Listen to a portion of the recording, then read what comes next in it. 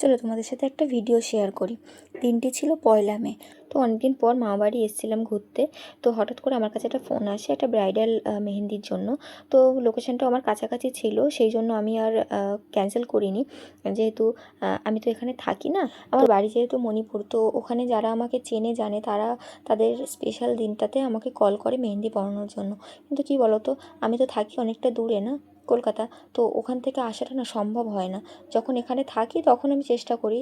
তো এই রাস্তায় হঠাৎ কাকুর সাথে দেখা হয়ে গেছিলো, মানে যিনি আমার টিউশন টিচার ছিলেন স্কুল লাইফে। কথা বলতে বলতে ব্রাইডের বাড়ির সামনেও চলে আসলাম। একটা কথা কি জানো তো, যখন আমি বুকিংটা নিই, মানে আমাদের তো ফোনে কথা হয়েছিল, তখন না আমি জানতাম না যে যাকে মেহেন্দি পড়াতে আছে সে আসলে আমার ক্লাসমেট। তো কথা বলতে বলতে দেখো পুরোটা কমপ্লিট হয়ে গেল। কেমন হয়েছে অবশ্যই জানি। আর একটা ঘটনা বলি, এই পুরো মেহেন্দিটাই আমি পরিয়েছি পুরো অন্ধকারে, ফোনের লাইট জ্বালিয়ে, কারণ কি ওখানে প্রবলেম হয়েছিল আমার, কারণ কি অন্ধকারে তো মেহেন্দি পরানো খুব মুশকিল, তাই না? তারপর ওখান থেকে বেরিয়ে না সোজা আমি একটু আমার বাড়িতে গেছিলাম। ঠাম্মা, বৌদি ভাই, আমাদের পুচকি রাই ছিল, তারপর আমার বাতির ঘাটে আস্তে আস্তে আমাদের প্রায় 8টাই বেজে গেছিলো। তো গ্রামের দিক মানেই বুঝতে পারছো যে 8টা মানে একটু রাত তো বটেই।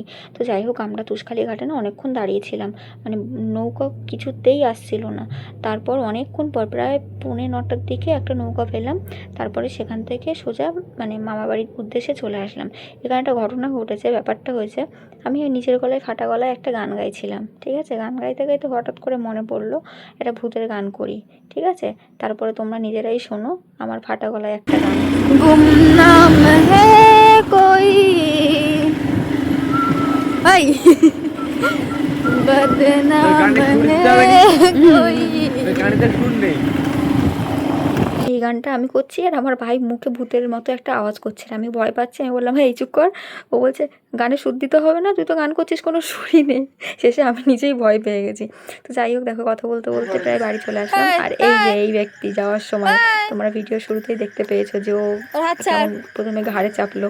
তো ও না যাওয়ার জন্য বায়না করছিল, নিয়ে যায়নি বলে রাগ হয়েছে। পরে ওর রাগটা ভাঙালাম, তারপর বৌদির হাতে একটু মেহেন্দিটা পরিয়ে দিলাম।